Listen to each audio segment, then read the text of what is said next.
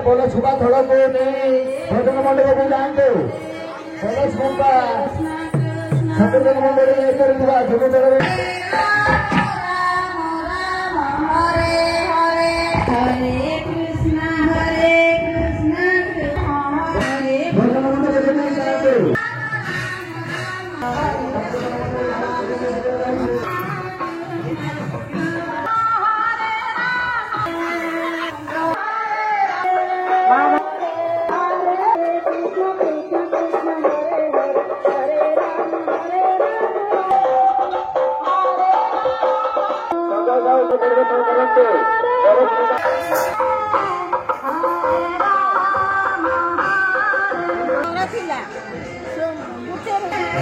भारतीय परंपरा रे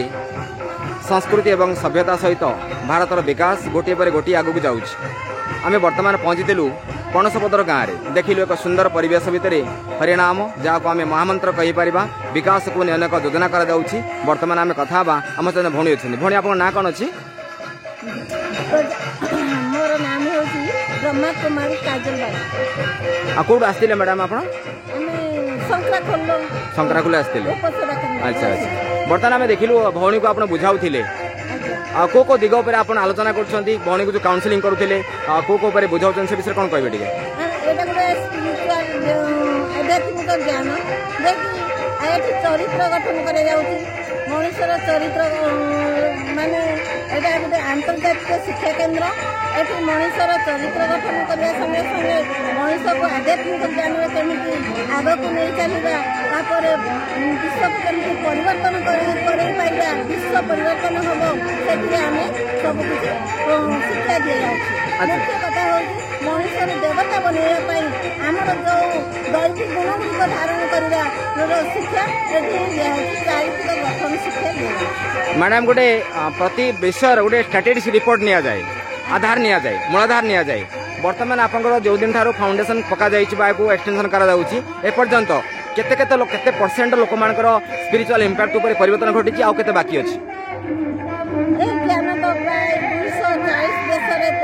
प्रचलित होलानी विशेष कर आप जानते आमर द्रौपदी मुर्मू देखिए राष्ट्रपति से ज्ञान जड़ित अच्छा देखिए ज्ञान चारिड़े माने जो इंडेक्स रही प्रत्येक गोटे spiritual index crime index national index रही से इंडेक्स वर्तमान को हार रे भारत रही वर्तमान भारत को ही भगवान अवतरण करते राजस्थान में तो भारत ही सर्वश्रेष्ठ देश स्वराज्य स्थापन करने से मुख्य भूमिका ग्रहण कर ठीक अच्छे आप कहवा अनुसार भारत वर्तमान नेतृत्व नेउछि स्पिरिचुअल इंपैक्ट को देश में जारी करने अच्छा वर्तमान जो आम यूनिसेफ रही नेशनल जो कमिटी रही नेशनल बोर्ड रही से भितर स्पिरिचुअल इंपैक्ट केन कौन काम कर से विषय कौन कहे टे बुझीपारे जो जातिसंघ रही जातिसंघ में भारत भूमिका रही ना से क्षेत्र में ये जो संस्थार कौन भूमिका रही से विषय कौन कहे टे शांति प्रतिष्ठा करवा अच्छा प्रकृत अच्छा तो मनुष्य खोजुची शांति शांति खोजुची शांति केमती आसीबो तो ए आध्यात्मिक ज्ञान द्वारा मनुष्य केमती शांति प्राप्त करिवो तार मूल लक्ष्य होची आमे केमती दुनिया रे स्पिरिचुअल आध्यात्मिक ज्ञान द्वारा मनुष्य मानक केमती शांति ने प्रतिष्ठा करि पारे आध्यात्मिक कहले गोटे पदरे आपण कोन कहबे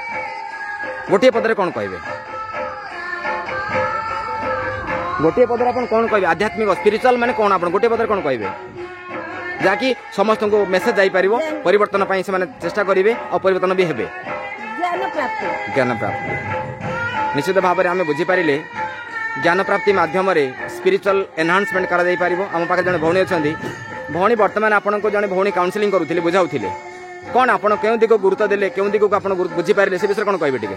भगवान शुणा भल लगुच अच्छा भगवान तो आकार ना निराकार सी आप अनुभव कर भल लगुच आध्यात्मिकतार जो स्वर कथा कहानी आपको भल लगे निश्चित भाव में बुझीपारे आम से फेर से भौणी पाखु जो सुंदर कथा सी कहते भगवान को आम देखिए अनुभव करा तेणु गॉड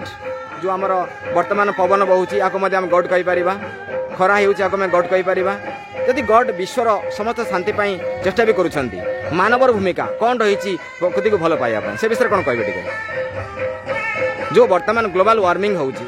विश्व तो ठाकुर मंगल चिंता करुँच एत तापमात्रा बढ़ुची बर्तमान विश्वर लोक मैंने अतिष्ठ होती से विषय कौन कह प्रतिक्रिया कौन रखिए कौन मैसेज दे पार पृथ्वी को आम कमी प्रकृति को योगदान देवा अच्छा प्रकृति को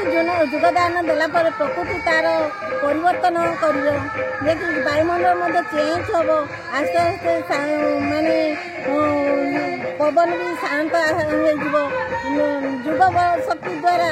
आम परिवेश को परिवर्तन करवा एमती युग कर वर्षा होते युग करवा जे वर्षा कमिज ठंडा पवन बहब शीतलता आसीज से माध्यम प्रकृति को योगदान दे निश्चित भाव में बर्तमान कहुच्छी स्पिरिचुअल इंपैक्ट द्वारा अनेक फैक्ट को आम या